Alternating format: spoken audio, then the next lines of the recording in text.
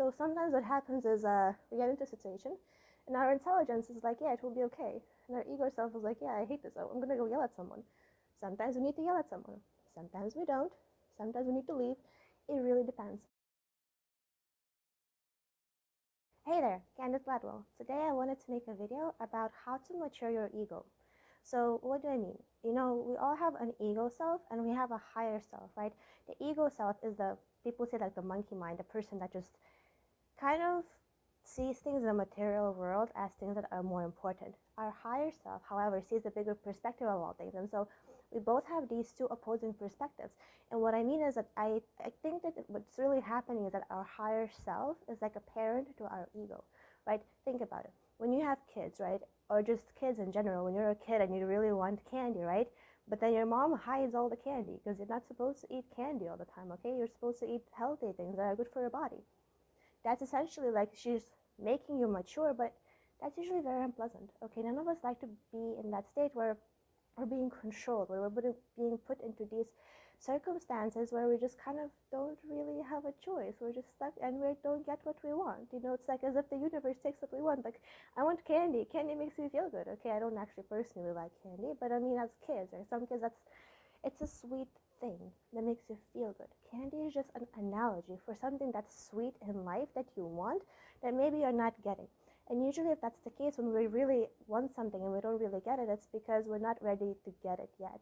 Okay, it's like universe knows what's best for us, and if there's something that you want but you're not getting it, it's like that for a reason. It's because the universe knows a better way, that's trying to get you to learn something or to go a certain direction that will ultimately lead you where you need to be. However, the thing that you want, it's like a desire, right? And follow that. Whatever it is, whatever you feel you want your next steps to be, follow that, because we don't know the ultimate destination. We just know what we want next. But there is a desire after desire after desire that will lead us ultimately to the end goal. But we don't always know what the end goal is, right? So it's important to follow that desire always. Whenever you feel something, just act on that desire and just know that it will be what it needs to be. So have no insistence on the outcome other than just the reason that you acted on it is because you felt that's what you needed to do, right? Through doing this, we will be able to learn and grow more. But what I really mean, the whole point of the video about maturing your ego, is that our ego self is a thing that overthinks and rationalizes us out of doing what we want. Think about it. There's something you want to do and you feel driven to do it, but you're not doing it. Why? Because your brain is like, oh, well, but what if this, what if that? No, okay, that is your ego self being ego self, okay? Because what does ego self care about? Ego self cares about everybody's approval, everybody's happiness, and pleasing everybody else, okay? The ego self just wants to be pleased and praised, and it wants to be appearing the perfect thing, but there is no perfect, okay? Your ego self is just stopping you from being your true self and achieving your true potential.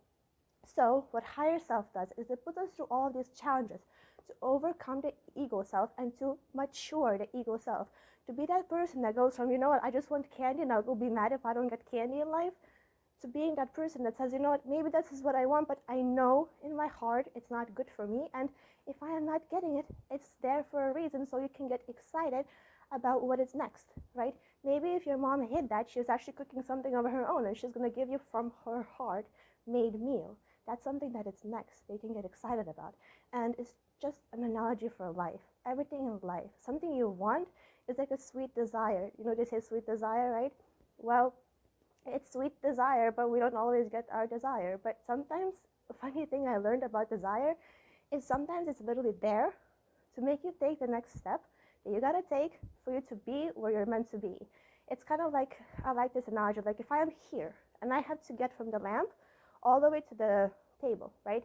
What am I gonna do? I'm here now. I have to first want to go to the lamp, then I have to first want to go there, right? That's my desire.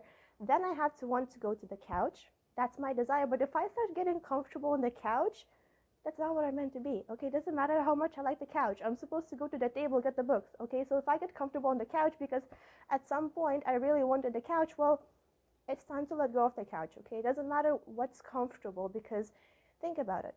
Are you here to be comfortable, or are you here to be happy in yourself? Oftentimes we get stuck in our comfort zone and we're like, well, yeah, but I like the couch. Well, yeah, but the books will make me happy. Like, I'm just gonna degrade being on the couch. Just it's not. I mean, it's technically comfortable for a time period, and yeah, sometimes we need that. Sometimes we need a break. Sometimes I'm like, well, I'm tired of going places. I need a break, and it's okay to take a break. If you feel like you need a break, that's okay too. But just know that ultimately your desire is your higher self leading you to where you're meant to go next. So don't fight it ever.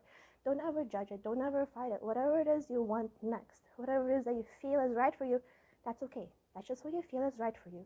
And whatever situation happens in life, just know that this is your higher self trying to guide you where you need to go. And sometimes the obstacles that happen in our life guide us away from something we're not supposed to be at. So something is really hindering you away and you really want to go that way. Like if I'm on the couch and I really want to go back here because I like making videos, well, it's not going to let me, okay? It's not like the lava is going to be on the floor, but it's just not going to let me. There's an obstacle there. There's actually an obstacle there. So it's like universe guides you where you need to go. And if it's not letting you go there, then feel it. Feel it. Is it actually like, because, sorry, the best way I found is just take the path of least resistance, right? Least resistance meaning emotionally, meaning not physically, because sometimes the least resistance that we have physically is more resistance emotionally, and sometimes it's like they don't always go together. Sometimes less resistance emotionally is that's the path that your higher self is telling you it's more exciting and more full of passion, and that's the one that you really want to take. So it's less resistance emotionally for you. It would make you feel happier and more fulfilled.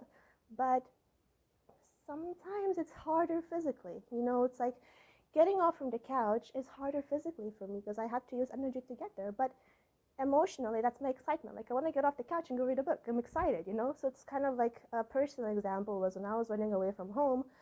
My like I had no means to do it. Okay, I had no phone. My phone was broken. I had no phone. I had no car. I was in a state where my mom was staying with her, and I was like, well, I can't be there. So emotionally, for me, it was very difficult. So physically was also very difficult. And I was like, well, but emotionally, if I ran away, that would be so much easier. But then physically, it took a lot for me to run away. Okay, like basically used her car for a day, completely got into a fight with her, used Google Voice to contact a person I barely knew in that time, and just packed my bags and left middle of the night. That was a lot more resistance physically, but emotionally, I felt so free. I would rather sleep on the couch with my whole body hurting, but I felt free. That was less resistance for me. It allowed me to grow and it allowed me to move forward in life. And that's what I mean, right? But it's kind of like my higher self was trying to train my ego self to just like get up and get moving, be free and be happy and be you.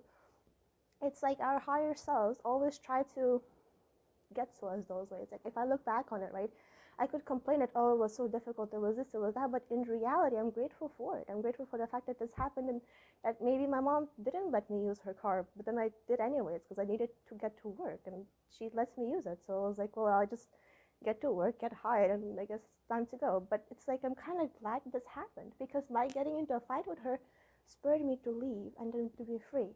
So it's like these situations that happen, it's always like it can be seen two ways. Every difficult situation can be seen two ways. From the ego self, from the higher self. Which perspective are you choosing? The ego self sees everything as personal to it. If something's personal to you, you're going to be like, well, this is painful, it's offensive, I hate this. All the negativity is on the ego self, okay? The higher self, your true self, what it does is it's just stuff. Situations is just situations. Life is meaningless, okay? It means nothing until you decide what it means. That's your higher self. That's your intelligence. That's the one that tells you, hey, I know this just happened and maybe it doesn't feel good, but there is a reason and there is a lesson and you will learn and you will grow. And that is a beautiful thing, okay? So it's like your higher self always knows that because it knows more. And it knows that by letting go of this stuff that's holding you safe and that's making you essentially be in pain, by holding on to that, you're causing yourself pain. But letting go is also a lot of pain, plus discomfort, plus sometimes uncertainty. But hey, when you let go, what this knows here is that it will benefit you immensely because you're making space for the new, you're making space for your true self, and furthermore, why would you do something that doesn't make you happy? Okay? Tell me, what is the point of life if you cannot be happy, if you cannot do something that feels right for you? And Why are you here? Like, that doesn't make any sense to me. We're here to be our, like, just learn, you know. It's like every situation is just there. It's just a situation, and that's your higher self view. That's your true self view. Okay, so sometimes what happens is we get into a situation, and our intelligence is like, yeah, it will be okay. And our ego self is like, yeah, I hate this. I'm going to go yell at someone. Sometimes we need to yell at someone. Sometimes we don't. Sometimes we need to leave. It really depends. But the feeling will tell you what is right, and don't judge the feeling. Feeling is like, it's I've seen so many things that say feeling is the secret, but it really is the secret, because the feeling, what you feel, your intuition, it communicates to you whatever the higher self knows up there. Okay, because they know, they see everything that we don't see across all different time frames and across all different perspectives of the world, and we don't see that. But the upstairs people do. I call them upstairs people, not the actual upstairs, but the people that made us, the creators, the God, the universe, whatever term you wish to use. But the intelligence knows more, and it communicates to you through that feeling. So if something happens and your ego self is trying to act out, and your higher self is telling you to calm down, it will be okay, then it will be okay. Sometimes we actually do need to act out, but it really depends on what it is. Because think about it like this: in order for you to be the way that you define perfection to be, none of us is born perfect. Okay, how are people perfect? Because they learned. So at some point they had to fail, right? So failure is normal. Like, I wouldn't be comfortable talking on the video right now if I hadn't failed a gazillion times trying to make the video and feeling completely uncomfortable with myself, you know? You have to fail at something. Only by failing will you ever learn. Think about it. If I'm trying to do something, right? How will I know I'm doing it right if I only did it one time? Okay, I only did it one time and that's right. Well, then how do I actually know it's right? Maybe there is a better way to do it, right? So what we define as failure is usually we just don't get the result we want. But again, when it comes to results, we shouldn't have any insistence on it. And I don't like to use the word should, but it would be best to not have any insistence on it, because it's like, we don't know if in reality, right, it makes sense to overthink and worry, and we're like, well, yeah, but what if this, and this is our ego self overthinking everything, but what if this and that and this and that, but we don't know that. This is the intelligence. We don't know that. You don't know that. How do you know what's going to happen? You don't. So let go of that. Let go of needing to know what's going to happen, because we just don't. Okay, we have to accept the fact, and that's actually really hard for the ego to accept, because the ego always wants to be like, yeah, but I know everything. Okay, no, you don't. Okay, it's like it was like one of the hardest things for me to do too, because especially if you're an intelligent person, which I'm sure you are, we always overthink things, and we expect our future to be a reflection of our past, but it is not. Because things that didn't happen can absolutely happen. Okay, new stuff happens all the time. That's how inventions are made. Okay, it's like whatever happened in the past is by no means a measure of your future. And with that, if you ever find yourself overthinking, if you ever find yourself, oh yeah, but how, like, worrying about that, just realize that whatever happened in your past, I'm sorry that it did if it sucked, but it is by no means a measure to your future. Okay, however bad it was, you have the power to choose your future, and you choose your story too. So what is your story, and which of the minds do you listen to? And with that, I hope that you listen to the higher mind, because it wants you to listen to it. And then when you do, just follow your feeling and trust your feeling and trust that it will be okay. And it definitely takes time and practice. This stuff, it's hard to do at first, because we're challenged with everything, with all of our beliefs that we're used to and that we're living in, right? It's like a lot of it is not what society is okay with. But let me ask you this: whose opinion is more important, your own or the person next to you? If you're here to live and learn and be happy, but that person is telling you they don't like your sweater, but you like your sweater, right? You're the one wearing that sweater. Okay, it's your sweater. Whose opinion matters? It's your own. You are living your life, and so your opinion is more important than whoever else's, because they're living their life. Their opinion is their life. Your opinion is your life. And so with that, your opinion essentially is the one that matters to you. Because sometimes we try to get other people to meet our, like, we try to get them to agree, but in reality, it's only because we don't agree with ourselves. If you don't like your own thing, or you don't feel comfortable with it because you think someone else will not like it, then maybe part of you is just kind of like insecure about itself. I know I went through this too. Like, I would like something, but I wasn't sure if I liked it. It was like, I'm not sure if I like it. I think I like it. I think I love it. But then when someone else says something, it would only trigger me if there was truth to that. So if someone said something like, oh, I don't like it, it would only ever trigger me if part of me felt bad about having that thing. Like if I was wearing something and someone says I don't like it on you, I would only feel bad if part of me didn't feel like I deserved to have what I want or I deserved to be myself, okay? Because when you feel like you deserve to be yourself and you like this sweater, you're gonna own it, okay? It doesn't matter who tells you what, you're just gonna own it. And it's the same with your feelings. Own it. Own your feelings like it's a sweater that you're wearing and you deserve to have them, and someone else tells you something, that is their life, okay? Your life is your life. You live your life. This is your opinion. That's the only one that matters. And with that, thank you for listening and thank you for watching. And really, I wish you all the best and be well.